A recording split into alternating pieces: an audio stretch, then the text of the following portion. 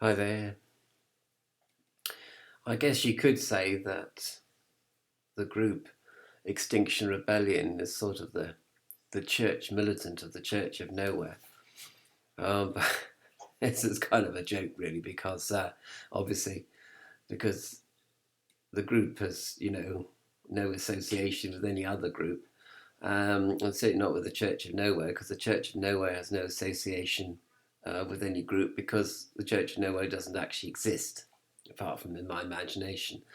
But anyway, but if it did exist, I suppose it would be heralding the Extinction Rebellion's militant campaign, the last campaign perhaps to save the planet or to save the human race from a sticky end.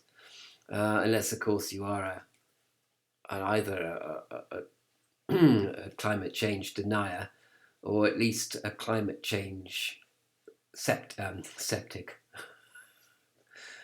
skeptic, like old Donald Trump says he is.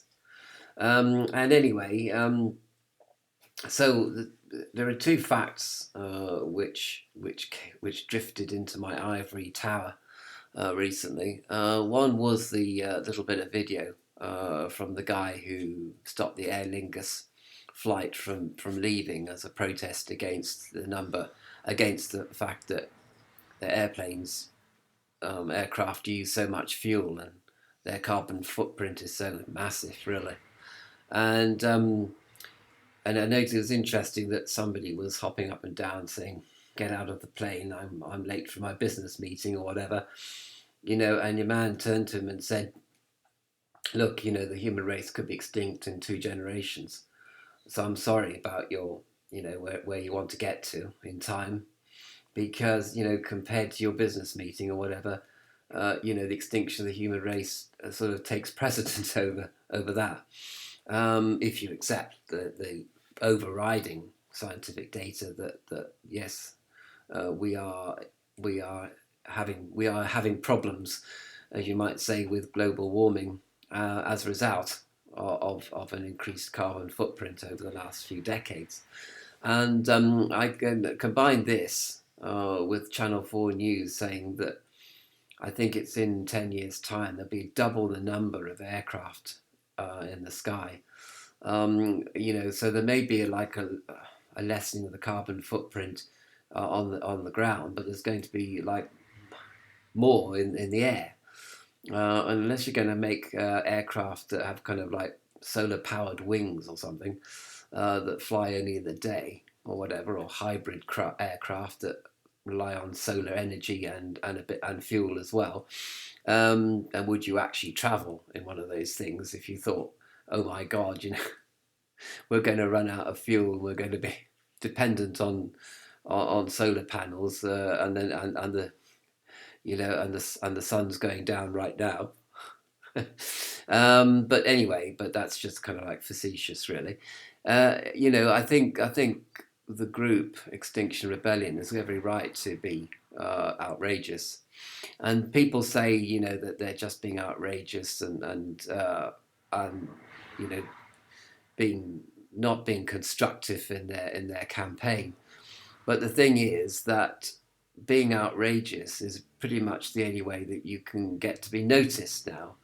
I mean, look at Donald Trump and Boris Johnson. I mean, they say outrageous things to keep everybody focused on them, as the advertisers say, keep the brand of Trump front of mind. So he says lots and lots of outrageous things and tweets out outrageous tweets because and it's a marketing ploy, of course, and he probably doesn't believe half of what he actually says. He just wants publicity. So being outrageous, I'm afraid, is the only way, and it's almost like in this day and age, you almost have to supply outrageous content in order for it to go viral on social media. But that's the only way that people notice you. The only non-violent way, and of course, political violence is intolerable, as we all accept. So basically, what are you left with, really? I mean, it was Greenpeace that started a lot of the sort of outrageous non-violent direct action capers, as you might call them, publicity stunts. And they became very good at it, and abseiling down buildings and things like that, or abseiling up buildings. So Greenpeace started it, and they were a USA based organization, of course. And we've seen all this before, really. An Extinction Rebellion, are only carrying on a fine tradition of non-violent direct action. Personally, I think that if it's really true that the human race has got like 2 generations left before it becomes extinct or drowned out of existence, then all power to more outrageous pranks are needed. In fact, they ought to just do loads and loads of collective screaming, if you ask me. All gather in the middle of the city of London and just, thousands of people just start screaming because, it's enough to make you start screaming, really. And maybe there should be local campaigns of people standing around screaming. And if people say, well, what are you screaming for? You'll say, because we really do think that the human race is coming to an end in 2 generations. But if we don't act now, certainly that will happen. And if we act now, or within the next 5 years, we may just have a chance of survival. So I think a screaming campaign might be quite good.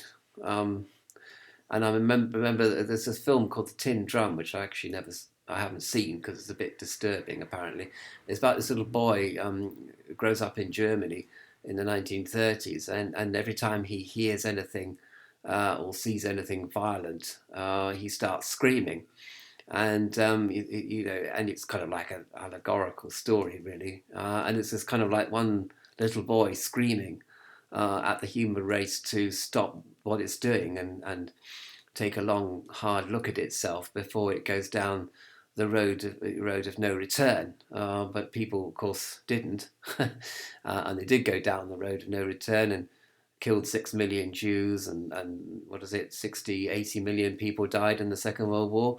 So that was pretty catastrophic. But I mean, this seems even more catastrophic. The global warming seems more catastrophic even than the Second World War, even than the 200 wars that we've had since the Second World War came to an end. So, but in a way, I've seen this before because I mean, like in the 1980s, I really thought that nuclear war was inevitable and imminent. But I mean, there's still like thousands and thousands of nuclear warheads in the world today. But C&D is like history. I mean, nobody's campaigning about that. And you know why Corbyn? Like for example, Jeremy Corbyn. The reason why nobody wants him to become prime minister, even for a couple of weeks as a caretaker, is because he said, he sort of implied really that he would be very, very reluctant to actually respond if a foreign nation, actually bombarded Britain with nuclear warheads. He would actually be very not inclined to retaliate because he would say, well, there's been so much loss of life already. What is the point of retaliating and sending Trident missiles out to this foreign country and just killing all of their people in retaliation? And I think that's really the reason why Jeremy Corbyn is persona non grata as far as being elected. Well, he might be electable, but he certainly, people don't want him even as a caretaker prime minister because of what he's implied. I mean, I think he's completely right, but because logically. But in terms of emotive power, of course, people are, saying he wouldn't retaliate in the event of a nuclear war. And of course, we're not supposed to have a nuclear war because of mutually assured destruction, right? So that's never going to happen, right? Okay, if you say so. And I always wonder why the campaign for nuclear disarmament isn't still big news after all these decades. I know that there was SALT II, and I know that the Scud missiles, the Soviets got rid of them, and various missiles. But I mean, there's still loads of cruise missiles everywhere, and still a lot of countries have got nuclear weapons, a lot more nuclear weapons than they had before. And no one's worried about that. And there's just as likely to be a nuclear war between oligarchs based in Russia and Pakistan, and oligarchs in the USA, for example. So I don't think that we're that much safer from nuclear war, to be perfectly honest. But global warming, I suppose, is something which is happening now, whereas nuclear war is something which could happen, but isn't happening. As far as I know, it isn't happening unless I'm completely missing out on something. Anyway, it doesn't look like there's a nuclear war out of my window at the moment. Anyway, if there is global warming, there's obviously is a catastrophe that's in the making, and the ball is rolling down the hill right now. And people say that there is a possibility of stopping the ball rolling down the hill if we do act now. So, I think that, whatever the disagree, I mean, some people have disagreed with the tactics of Extinction Rebellion, but I think broadly speaking, that they've got the right idea.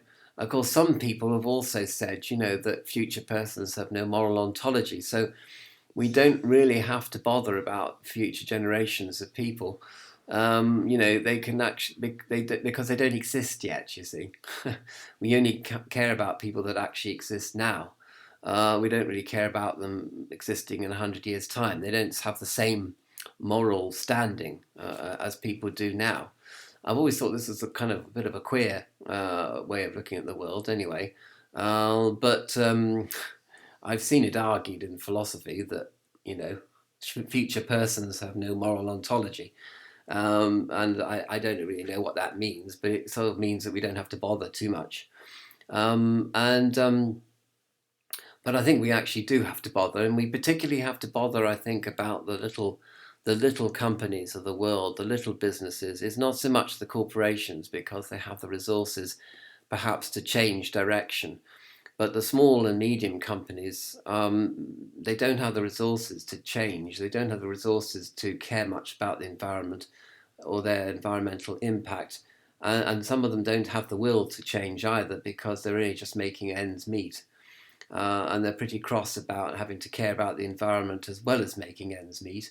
And also some of them that come up from from the slums, as it were, in developing countries. They're kind of people that say, I've come up from nothing and I've got this business, and I'm damned if I'm going to care about some silly stream next to my factory because why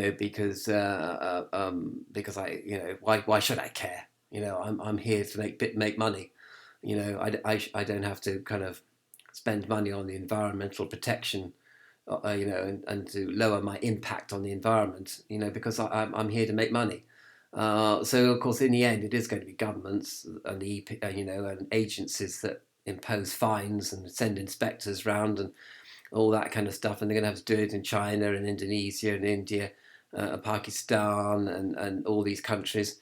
And of course, I know very well that in a lot of countries, they can send the inspector around, and the inspector will be, given a yacht or given a bit of a payoff, or just got really, really drunk, and and they'll send a glowing report back to his to his superiors, which won't mean the paper it's written on. And I don't mean that in any disrespect to countries in the developing world. I mean, expect it happens in the West as well, that subtle bribes are given, or even subtle threats, given to inspectors, and the inspectors also, are pretty kind of, they are sort of taken to the office and perhaps have a little bit of whiskey given to them, and nobody asks too many questions, like, you know what I mean? Because people recognise, the difficulty in making money nowadays, and they're sort of, Why should I care? I care more about, and people will say, well, I'm providing employment, aren't I? To working class people in the area. And like where I live, people are talking about that you shouldn't build this, this power station, this oil-fired power station, oil-fired terminal, in the west of Ireland.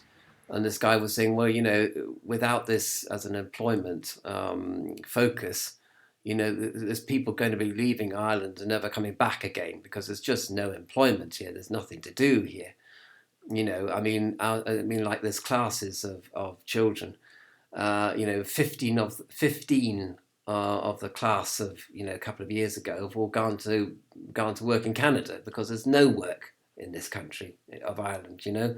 It's very poor, and you might see like loads of countryside counties in Ireland, being like they were in the 60s and having hardly anyone living in them. I mean that's a real possibility. And people just up and leave, and it's quite frightening, really, because there won't be any young people left to care for the old people that are left here. And you think to yourself, I'm getting older, and then you go into sort of a bit of fear. You think, well, who's going to be around to look after me?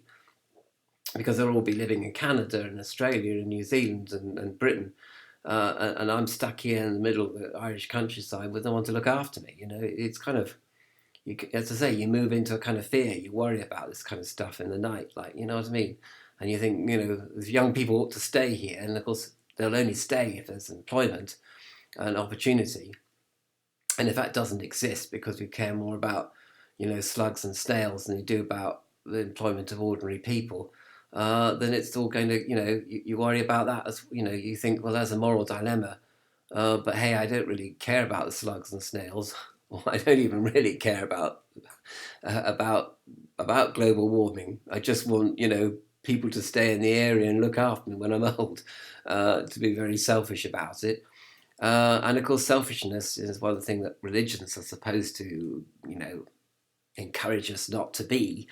And of course, the Church of Nowhere would be like that. Would be saying to people, don't be selfish. think of the planet before you think of yourself. Which is a nice thing to think, and a nice thing and an easy thing to say. But you can imagine people sort of getting rather frightened about the future for themselves and for the young people of the area. So it's nuanced, it's complicated, as Facebook would say. And when you mention all these complications, people call you a fascist, and people start calling you names, and sending you rude letters and messages and stuff, and all you're just trying to say is that life is more complicated than it's not black and white, like, what I mean. But at the same time, I think really a lobby group and a direct action group really shouldn't care too much about the nuances. I think you really just it's like horse trading. You have to be extreme. You have to say, well, we want this and we want that, and if you don't give it to us, we'll go on strike, or we'll cause disruption to the City of London or whatever. And you are extremist, all right? Because if you don't take an extreme position, you'll get fobbed off with tokenism. Whereas if it's like bartering. If you start at a low price, and you're quite hard, and you're quite sort of, I'm not going to pay you any more than this. Like, you're going to have more of an impact. So in a way, lobby groups and direct action groups, they shouldn't be afraid of being called extreme or loopy or whatever. They should just say, yeah, we are extreme, we are loopy, but we're not violent, but we are pretty extreme, because we know that only by being extreme can you get the least thing done. I mean, if you're nice to people, they just will sit on their bums and not do anything at all. So it's only by being naggy and horrible and extreme and upsetting people that you can get anything done in this world, because otherwise people would just say, oh yeah, all right, well, we'll do that sometime, and they just don't do it. Do you know what I mean? So governments will sit on their hands. So you've got to make life rather unpleasant for ordinary people, so that they put pressure on their governments, so that the governments actually do something. Otherwise, nothing will get done. And that's the bitter reality of it. And that's why I think that Extinction Rebellion are doing the right thing. And I'm sorry about if you're disrupted and you can't get to your job interview on time, but you're going to have to put up with it, and you know what you've got to do. You know you've got to write to your MP or senator or whatever, telling them about the problems that you'll face, and telling them about why you do support people that are making you late for your interview.